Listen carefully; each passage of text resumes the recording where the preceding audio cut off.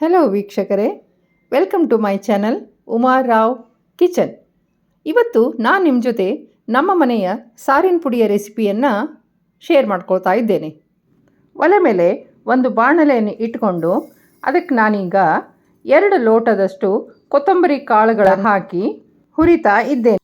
ಈ ರೆಸಿಪಿಯನ್ನು 20 ವರ್ಷದ ಹಿಂದೆ ಒಬ್ಬ ಅಡಿಗೆ ಭಟ್ಟರು ನನಗೆ ಹೇಳಿಕೊಟ್ಟಿದ್ದರು.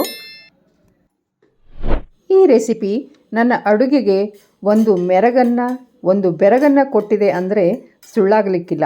ಈ ರೆಸಿಪಿ ಹೇಳಿಕೊಟ್ಟ ಭಟ್ಟರಿಗೆ ನನ್ನ ಹೃದಯಪೂರ್ವಕ ಧನ್ಯವಾದಗಳು. ಇದಕ್ಕೆ ಬೇಕಾಗಿರೋ ಪದಾರ್ಥಗಳನ್ನು ಒಂದೊಂದಾಗಿ ನಾನು ಹೇಳ್ತಾ ಹೋಗ್ತೇನೆ ನೋಡಿ. ಈಗ ನಾನು ಕೊತ್ತಂಬರಿ ಕಾಳನ್ನು ಹೀಗೆ ಗ್ಯಾಸನ್ನು ಸಿಮ್ಮಲ್ಲೇ ಇಟ್ಕೊಂಡು ಹುರಿತಾ ಇದ್ದೇನೆ. ನಾನು ಈ ಪುಡಿಯನ್ನು ಸಾರಿಗೆ, ಹುಳಿಗೆ, ನಂತರ ಪುಳಿಯೋಗರೆಗೆ ಬಳಸ್ತೇನೆ. ಇದಲ್ಲದೆ ಮತ್ತು ಸುಮಾರಷ್ಟು ರೆಸಿಪಿಗಳಿಗೆ ನಾನು ಈ ಪುಡಿಯನ್ನು ಬಳಸ್ತೇನೆ. ಈಗ ನೋಡಿ, ಕೊತ್ತಂಬರಿ ಕಾಳು ಹುರಿದಾಯಿತು. ಈಗ ಅದೇ ಬಾಣಲೆಗೆ ನಾನು ಒಂದು ಅರ್ಧ ಲೋಟದಷ್ಟು ಜೀರಿಗೆಯನ್ನು ಹಾಕಿ ಹುರಿತಾ ಇದ್ದೇನೆ. ಜೀರಿಗೆ ಒಂದು ಸ್ವಲ್ಪ ಕೆಂಪಗೆ ಹುರಿಬೇಕು. ಗ್ಯಾಸ್ ಸಿಮ್ಮಲ್ಲೇ ಇರಲಿ. ಈ ಸಾರಿನ ಪುಡಿ ನಮ್ಮನೇಲಿ ಯಾವಾಗಲೂ ಇರುತ್ತೆ.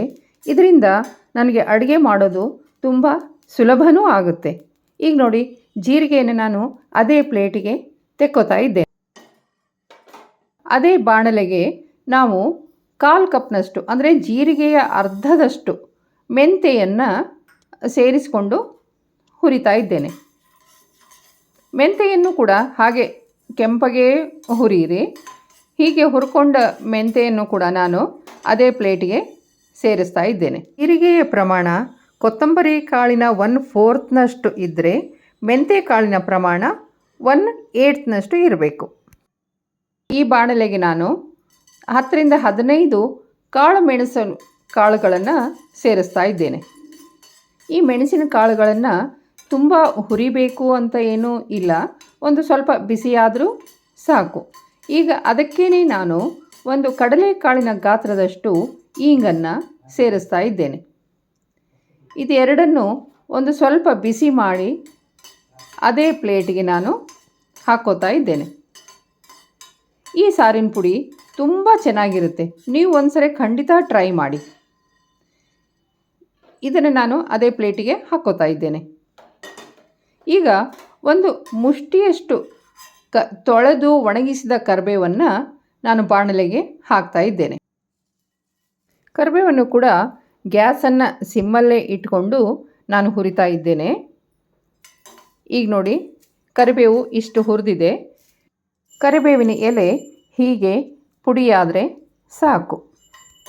ಇದನ್ನು ಕೂಡ ನಾನು ಅದೇ ಪ್ಲೇಟಿಗೆ ಹಾಕ್ಕೋತಾ ಇದ್ದೇನೆ.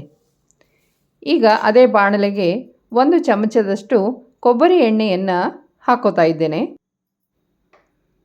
ಈ ಕೊಬ್ಬರಿ ಎಣ್ಣೆನ ಹಾಕ್ಕೊಂಡು ಅದಕ್ಕೆ 10 ರಿಂದ 12 ಒಣ ಮೆಣಸಿನಕಾಯಿಗಳನ್ನು ಹಾಕಿ ಹುರಿತಾ ಇದ್ದೇನೆ. ಕೊಬ್ಬರಿ ಎಣ್ಣೆ ಇಲ್ಲದಿದ್ದರೆ ನೀವು ಬೇರೆ ಎಣ್ಣೆಯನ್ನು ಕೂಡ ಬಳಸಬಹುದು. ಕ್ರಿಸ್ಪ್ ಆಗೋವರೆಗೂ ಹುರಿದು ನಾನೀಗ ಗ್ಯಾಸನ್ನು ಬಂದ್ ಮಾಡ್ತಾ ಇದ್ದೇನೆ. ಈಗ ಹುರಿದ ಸಾಮಾನುಗಳು ತಣ್ಣಗಾಗಿವೆ. ಇದನ್ನು ನಾನು ಮಿಕ್ಸರ್ ಜಾರಿಗೆ ಹಾಕ್ಕೊಂಡು ಪುಡಿ ಮಾಡ್ತಾ ಇದ್ದೇನೆ. ಇಲ್ಲಿ ನೋಡಿ, ಹೀಗೆ ನಾನು ಮೆಣಸಿನಕಾಯಿಯನ್ನು ಸೇರಿಸದೆ ಇದನ್ನು ನಾನು ಮೊದಲು ಪುಡಿ ಮಾಡ್ಕೊಂಡಿದ್ದೀನಿ. ನಾನೀಗ ಇದರಲ್ಲಿ ಅರ್ಧ ಭಾಗವನ್ನು ತೆಗೆದಿಟ್ಟು ಉಳಿದ ಅರ್ಧ ಭಾಗಕ್ಕೆ ಹುರಿದಂತಹ ಮೆಣಸಿನಕಾಯಿಗಳನ್ನು ಸೇರಿಸಿ ಪುಡಿ ಮಾಡ್ತೀನಿ. ಇದು ಯಾಕೆ ಹೀಗೆ ಅಂತಂದರೆ, ನಾವು ಮೆಣಸಿನಕಾಯಿಗೆ ತೆಂಗಿನ ಎಣ್ಣೆಯನ್ನು ಸೇರಿಸಿ ಹುರಿದಿದ್ದೀವಿ. ಹಾಗೆ ಎಣ್ಣೆಯನ್ನು ಸೇರಿಸಿ ಮಾಡಿದಂತಹ ಮಸಾಲೆ ಪುಡಿ ತುಂಬ ದಿನ ಸ್ಟೋರ್ ಮಾಡಲಿಕ್ಕೆ ಆಗೋದಿಲ್ಲ. ಹಾಗಂತ ನಾನು ಅದನ್ನು ಸಪ್ರೇಟಾಗಿಯೇ ಮಾಡಿಕೊಂಡಿದ್ದೇನೆ. ನೀವು ಎಣ್ಣೆಯನ್ನು ಸೇರಿಸದೇ ಮಸಾಲೆ ಪುಡಿಯನ್ನು ಮಾಡಿಕೊಂಡಿದ್ದೇ ಆದಲ್ಲಿ ಅದು ನಿಮಗೆ 1 ತಿಂಗಳು ಇಟ್ಟರೂ ಕೂಡ ಹಾಳಾಗೋದಿಲ್ಲ. ಇದು ನಿಮಗೆ 2 ರೀತಿ ಗೊತ್ತಿರಲಿ ಅಂತ ಅಂದ್ಕೊಂಡು ನಾನು ಈ ರೀತಿ ಮಾಡಿದ್ದೇನೆ. ನೀವು ಬೇಕಿದ್ದರೆ ಒಣಮೆಣಸನ್ನು ಹಾಗೆ ಡ್ರೈ ರೋಸ್ಟ್ ಮಾಡಿಕೊಂಡು ಕೂಡ ಸೇರಿಸಬಹುದು. ಆದರೆ ಮೆಣಸಿನಕಾಯಿಗೆ ಎಣ್ಣೆಯನ್ನು ಸೇರಿಸಿ ಹುರಿದ್ರೇ ಅದರ ಘಮ ಜಾಸ್ತಿ.